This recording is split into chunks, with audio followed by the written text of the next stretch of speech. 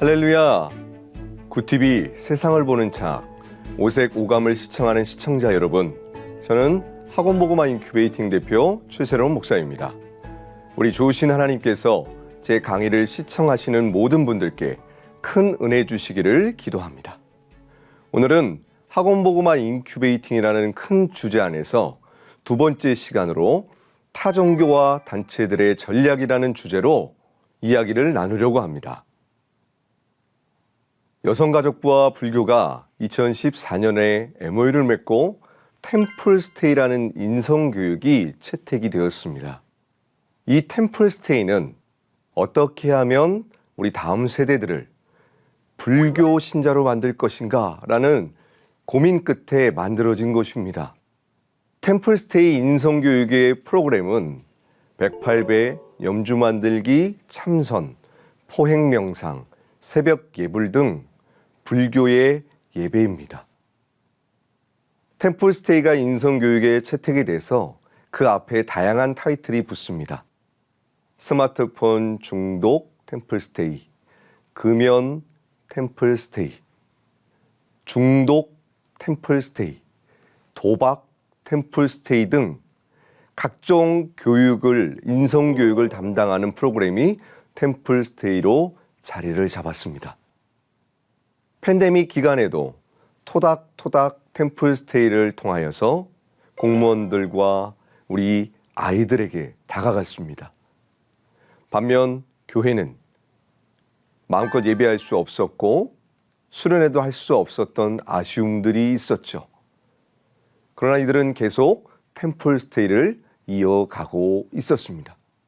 이 템플스테이가 대한민국뿐만이 아닌 전 세계의 문화로 자리를 잡았기 때문입니다. 문화와 인성교육이라는 그 테마로 다음 세대에게 다가가고 있는 모습인 것입니다. 천주교 같은 경우엔 전 세계적인 플랫폼이죠. 돈 보스코입니다. 이 플랫폼을 통하여 영상, 영화제, 음악, 락 페스티벌, 스포츠 대회 등 우리 10대 아이들이 너무나 친숙한 프로그램을 통하여서 문화를 통하여서 스포츠를 통하여서 다가가고 있고요. 다양한 직업 전문 훈련 학교를 통하여서 교육을 통해서 함께 하고 있습니다. 이렇게 타종교와 단체들은 다음 세대 연령별로 그들의 니즈를 파악하여 그들이 원하는 방향의 교육 프로그램을 만들어서 함께 하고 있습니다. 국제청소년연합이라는 IYF라는 단체가 있습니다. 이 단체 또한 활발하게 활동을 하고 있는데요. IMEI라는 마인드 교육을 통해서 인성교육을 펼쳐가고 있습니다. 서울 시내에 있는 학교뿐만이 아니라 경기도권, 여러 지역의 학교에서 인성교육을 통하여 우리 아이들에게 다가가고 있으며 이 교육이 인정을 받아서 교사들의 직무연수까지도 하고 있습니다. 교사 직무연수가 이루어졌다는 것은 자신 있게 이 수업을 권할 수 있다는 것입니다. 이런 식으로 이들은 전략적으로 교육을 통하여 접근하고 있고 그리고 아이들과 만날 수 있는 접점을 꾸준히 생성해 나간다는 것입니다. 뿐만 아니라 대학교 같은 경우엔 학군단 그리고 일반 사단, 간부 교육에 이르기까지 학령 인구에 있는 친구들뿐만이 아니라 대학생들과 군인들에게도 다가가고 있으며 군복무를 대체하는 전 의경 교육까지도 담당을 하고 있습니다. 또한 구청별로는 학부모들까지 교육하고 있어서 이들의 전략을 잘 살펴보시면 알겠지만 가정과 학교, 이 두 곳에 필요한 니즈를 발견하여 그들의 필요를 채우고 그들에게 친숙하게 다가가 자연스럽게 우리의 자녀들에게 그들의 세계관을 접목시키고 있는 대목을 볼 수 있습니다. 뿐만 아니라 대전 지역에 중고등학교를 개설하여 예술 영역에도 진출하고 있어서 일반 교육뿐만이 아닌 예술 영역에도 함께하고 있다는 것입니다. 저희 교회에서도 많이 하고 있는 운동이죠. 대안학교 운동입니다.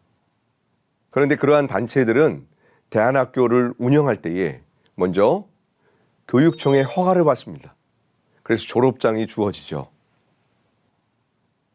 탁월하게 교육을 시켜서 해외에 있는 유수한 대학교에 많이 입학시키고 있고 봉사도 가고 있습니다. 제가 전도사 시절 때 첫 사역지에서 아무것도 모르고 홈스쿨을 통해서 대안교육을 통해서 이 아이가 옥스퍼드까지 갔다는 거예요. 그래서 너무나 신기해서 그 어머니를 교회에 초대했습니다.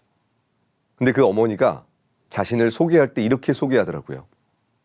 저는 링컨 스쿨의 누구누구 교사입니다. 제가 전도사 시절 땐 몰랐습니다. 그런데 최근에 알게 됐어요. 이 링컨 스쿨이 그 국제 청소년 연합이 만든 학교라는 것을요. 이처럼 우리가 일반 교회에 있는 사람들도 심지어 사역자인 저 또한 이것이 국제 청소년 연합에서 만들었다는 사실을 모르고 교회에 초청까지 했습니다. 이러한 정보들이 교회 안에 없고 교인들이 잘 모르기 때문에 기독교 대안학교인 줄 알고 보내는 경우도 종종 발생하고 있다고 합니다. 국제 We Love You라는 재단 법인이 있습니다. 이것 또한 인성교육을 펼쳐가고 있는데요. 보통은 저희는 교회는 친구 초청 잔치를 하면 아이들이 교회에 오게 되고 1시간 동안 예배를 참여합니다.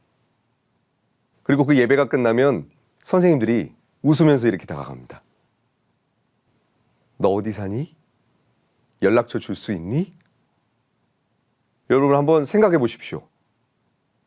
이 세상에서 제일 무서운 방법입니다. 요즘 초등학교, 중학교, 고등학교에서 모르는 사람들에게 연락처를 주지 말라고 가르치고 있습니다. 그런데 교회들은 처음 만난 아이에게 웃으면서 다가가 연락처를 달라고 말하고 하고 있습니다. 아무런 관계가 형성이 안 되어 있죠. 그런데 국제 위 러브 유 같은 경우엔 인성교육을 펼쳐가며 이렇게 아이들에게 다가갑니다. 교복을 지원합니다. 생활비를 지원합니다. 학자금을 지원합니다. 장학금을 지원합니다. 그리고 그 인성교육에 참여한 친구들을 하나하나 알아가면서 4개월, 5개월을 찾아갑니다. 공부도 가르쳐주고요. 영화도 같이 보고 밥도 같이 먹고 상담도 해줍니다. 4, 5개월 정도 꾸준히 찾아간 후에 아이들에게 신뢰관계가 형성된 후에 말을 합니다. 한번 우리 단체에 와보겠니? 제가 교회 수련회에 가서 이 이야기를 하면 너희들이 만약에 교회 안 다닌다면 어떻게 하겠니? 저희 한 번쯤은 갈게요 라고 말을 합니다. 제가 여기서 깨달은 것이 있습니다. 타종교와 단체들은 우리 아이들에게 시간을 투자합니다. 물질을 투자합니다. 아이들을 위해 헌신합니다. 어디서 많이 본 장면 아닌가요? 우리의 구원자 되신 예수님께서 하늘 영광 버리시고 이 땅에 찾아오셨습니다. 예수님은 화려한 건물 안에서 성도들을 기다리지 않았습니다. 예수님은 들판으로, 바닷가로, 시장으로, 동네마다 가가호호 찾아가시면서 생명의 복음을 증거하셨습니다. 그런데 지금 우리 교회들은 어떤 모습을 하고 계시나요? 사람들이 많은 전철역과 환승센터, 길목 앞에는 타종교와 단체들의 사람들만 있습니다. 가가호호 문을 두드리는 분도 타종교와 단체들입니다. 교회는 어디에 있을까요? 우리는 건물을 지어놓고 좋은 방송 시스템을 만들어 놓고 선물을 준비합니다. 그리고 기다립니다. 왜 애들이 안 오지? 이렇게 좋은 환경인데, 이렇게 좋은 음향시설과 선물들이 준비되어 있는데. 성경은 이렇게 말을 합니다. 전도에 미련한 것을 통하여 복음을 전할 수 있다고. 그런데 우리는 예수 그리스도가 아닌 건물로, 프로그램으로, 시스템으로 아이들을 기다리고 있습니다. 그러나 아이들은 오지 않습니다. 타정교와 타 단체들의 전략을 우리가 좀 보아야 할 것입니다. 국제 위 러브유는 한 지역에서만 하고 있지 않습니다. 그들의 모든 센터에서 아이들을 초청하고 있고 전국적으로 초청해서 우리 아이들에게 인성교육을 통하여 자연스럽게 접근하고 있는 상황입니다. 청소년들에게는 인성교육으로 접근한다면 초등학생들에게는 이렇게 다가가고 있습니다. 한 지역에서 있었던 일입니다. 남자아이인데요. 이 아이 집에는 컴퓨터 3대가 있습니다. 그리고 플레이스테이션, 닌텐도, 모든 게임이 구축이 되어 있습니다. 그리고 이 아이의 집에는 누구나 갈 수 있도록 다 초대할 수 있습니다. 그래서 남자아이들이 그 집에 가서 열심히 게임을 하고 신나게 놀았습니다. 어머니가 맛있는 음식을 주면서 친근하게 다가갑니다. 연락처를 혹시 알 수 있을까? 기분이 좋으니까 당연히 연락처를 주고 집 주소도 알려줬죠. 그날 저녁부터 찾아오기 시작했습니다. 우리 아이들이 원하는 것을 파악하고 그들을 위해 집 전체를 아이들이 마음껏 즐길 수 있는 게임방으로 만들었던 것이죠. 여자아이들에겐 이렇게 접근합니다. 너 혹시 댄스 좋아하니? 아이돌 댄스, 방송 댄스 가르쳐 줄게. 너 혹시 언어에 대한 관심이 있니? 일본에서 살다 온 가정이 있어. 그 가정과 연결시켜서 일본어를 배울 수 있게 할게. 3개월 동안 일본어를 배웠습니다. 그리고 관계가 형성된 후에 연락처와 부모님들의 성함까지 적어갔습니다. 그날 밤부터 찾아오기 시작했습니다. 한 영혼을 위해서 이렇게 헌신하고 애쓰고 있는 이 모습, 이것이 과거의 교회의 모습이었는데요. 전철마다 동네마다 가가호호 두드리면서 예수 천당, 불신 지옥이라고 했던 그 복음의 메시지, 이제는 그 복음의 메시지가 너무나 희귀해졌고 너무나 그리운 세상이 되어버렸습니다. 세상의 빛과 소금이라는 교회, 세상에 생명을 줄 수 있는 유일한 소망인 교회가 세상에서 보이지 않고 있습니다. 또한 명상하는 단체가 있습니다. 이곳에서는 명상을 통하여 브레인 교육을 통하여서 우리 아이들에게 다가가고 있는데요. 이미 15년 전부터 초등학교, 중학교, 고등학교 안에서 아이들에게 찾아가는 인성교육과 4차 산업, 여러 가지 그 필요 상황에 맞춰서 우리 아이들에게 찾아가고 있습니다. 뿐만 아니라 교사 연수안에는 명상 교육이 들어가 있고요. 부모님들 교육으로도 펼쳐가고 있는 상황입니다. 교장 선생님 직무 연수도 잘 하는 단체이기 때문에 행복 힐링 연수를 통해서 우리 교장 선생님들이 이 좋은 프로그램을 학교에 초청하고 있고 자연스럽게 학교로 다가가 아이들을 만나고 있습니다. 이곳에서는 또한 문화운동을 펼쳐가고 있는데요. 대학교를 만들었고 그곳에 연예인을 지망하는 수많은 젊은이들이 찾아오는 학교로 발전하게 되었습니다. 여러분 유엔 연설에서 러브 마이셀프라는 그 유명한 연설 기억하십니까? 그 연설을 했던 유명한 아이돌도 이 학교를 졸업하였습니다. 그래서 이 명상단체는 교육방송과 MOU를 맺게 되었고 나라 전체가 자연스럽게 이 브레인 교육인 러브 마이셀프를 통하여서 그들의 세계관을 우리 다음 세대 아이들이 듣고 배우고 있습니다. 또한 요즘 최근 학교마다 문화탐방 동아리가 생겨나고 있습니다. 그 문화탐방 동아리를 통해서 함남동에 있는 이슬람 사원을 탐방하는 코스가 있는데요. 제가 전도사 시절 때 이슬람 사원을 탐방했던 적이 있습니다. 그럼 이맘, 저희 교회로 따지면 목사님이죠. 이맘이 이렇게 얘기를 합니다. 예수 그리스도는 실패한 선지자입니다. 모하메드가 우리를 구원했고 우리는 한국의 평화를 위해서 왔습니다. 아이들이 이슬람 사원을 탐방하면서 자연스럽게 모하메드에 대해 듣고 이슬람이 평화의 종교라는 것을 듣게 됩니다. 이슬람의 특징이 있는데요. 이슬람은 종교와 문화와 언어와 정치와 경제가 하나로 묶여 있습니다. 그런데 지금 대한민국 수능에서는 어떤 과목이 제2외국어에 들어와 있습니까? 아랍어가 들어와 있습니다. 이 말은 곧 이미 대한민국의 다음 세대는 이슬람화 되어 가고 있다는 뜻입니다.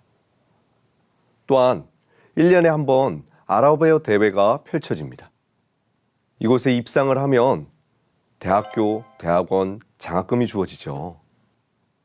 한 가지만 하면 됩니다. 이슬람으로 개종만 하면 됩니다.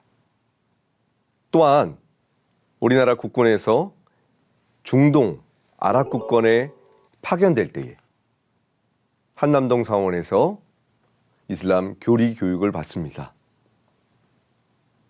많은 군인들이 이슬람에 입교하고 있고 자연스럽게 그들의 문화가 접목되고 있습니다.